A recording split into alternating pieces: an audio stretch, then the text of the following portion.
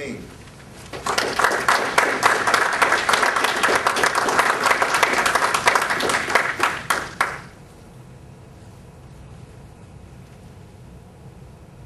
into the outdoors.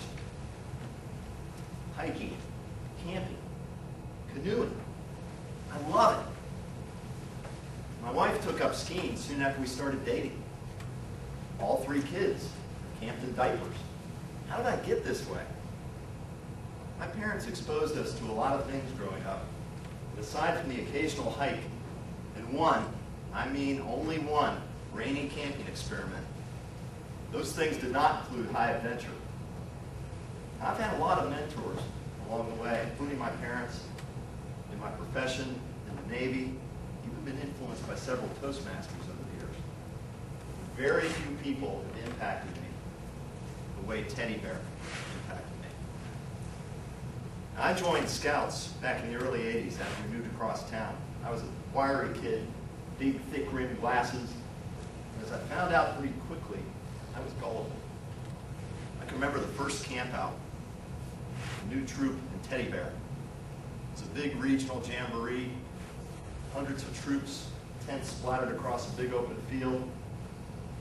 I remember the first night sitting around the campfire, Teddy Bear smoking his pipe, making some peach cobbler. To make the peach cobbler, he used a big black Dutch oven. To open that big black Dutch oven, he needed a screwdriver. Not just any kind of screwdriver. You see, Teddy Bear was left-handed, so we needed a left-handed screwdriver. So we sent myself and one of the newer scouts out to find a left-handed screwdriver. We probably visited 20 or 30 different troops around the camping area. We're told 20 or 30 times that we don't have a left-handed screwdriver until one of the scouts spilled the beans and said, left-handed screwdrivers really don't exist. They're all pretty much the same. After that wild goose chase, despite some of us being yelled at later in the weekend for throwing things in the fire, something stuck with me that weekend. There's something about being outdoors, about roughing it. Maybe it was the peach cobbler. I stayed in Scouts for the next 5 years. He challenged us, he pushed us, he was there for every single outing.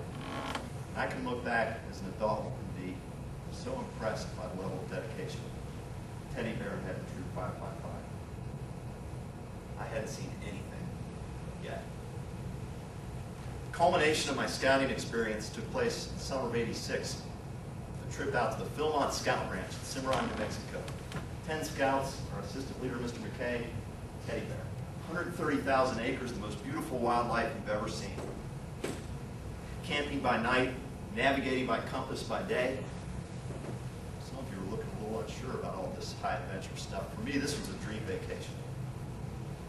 About halfway through the trip, one afternoon we settled by the side of a clearing to have some lunch. Now Teddy Bear, he didn't make many mistakes when it came to making a go of it in the outdoors, but for whatever reason this afternoon, there was a slight breeze blowing behind us across that clearing. To the other side, there was a bear. This wasn't a teddy bear, this was a big black bear. We didn't notice the bear until we heard Teddy Bear's sharp voice calling out, commanding us to slowly stand up, put our stuff in our packs, follow him around that clearing so we could get downwind of that bear. I just remember shaking as I was putting stuff in my pack, standing up, following Teddy Bear around the other side of the clearing. That bear, about 50 yards away, just staring at us, not sure what he was going to do. Teddy Bear knew what he was going to do. Told us we were going to face that bear, make as much noise as possible. We were going to scare that bear away. He was going to go trot off into the woods. So we banged on pots. We blew our whistles. We raised our hands in the air. It seemed like 20 minutes must have gone by. It was probably 20 seconds. Big bear just stood there and stared. Not sure what he was going to do. Teddy Bear knew what he was going to do. One step, 2 steps, 3 steps out into that clearing, squarely putting himself between that bear and his scouts. Hands over his head. Rah, rah, rah, rah. Scare that bear away. That's protocol in this situation. You can't outrun him. You can't outclimb him. Another 5 minutes went by. It was probably about 10 seconds. All of a sudden, bear, resignation look on its face, turned and finally trotted off in the woods, never to be seen again. Now, you'd think I would have been a little scared by this point, but the high adventure continued. I was loving it. We hiked the last 5 miles one day in a driving rainstorm, set up camp, and didn't dry off till dawn. Next day we hiked up Mount Baldy. Mount Baldy is the 12,000 foot peak, the highest peak in Philmont. 4,000 feet up, 4,000 feet down from an 8,000 foot base. The real reward came at the top. There was a 100-mile view, but there was a surprise in store for 4 of us. You see, 4 of us had finished our requirements. We didn't know Teddy Bear had brought along our actual Eagle Scout patches. He presented it to us that afternoon on top of Baldy. That Philmont High Adventure trip lives on in my soul. Came back from the trip, a couple years went by. As sometimes happens in life, we lost touch. There's one more thing that I need to tell you about Teddy Bear. And that's that he loved that pipe. Never came unprepared for a camping trip. Never came without his tobacco. It was 5 years ago, and my mom called me to tell me about his terminal lung cancer. I'd see him one more time back at our hometown church about a month later.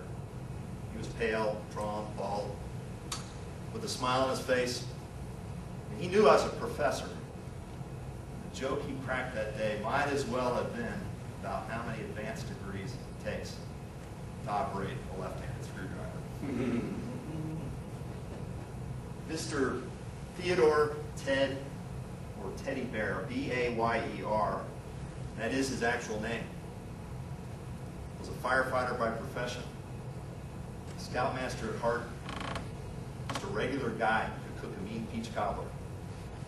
But for most of his 60 years on this earth, he was a teacher, he was a leader, he was a man who would have given his life for his scouts, and I'm sure his junior firefighters. He single-handedly ignited my love for the outdoors. His legacy lives on every time my family and I venture there. Mr. Contest Chair.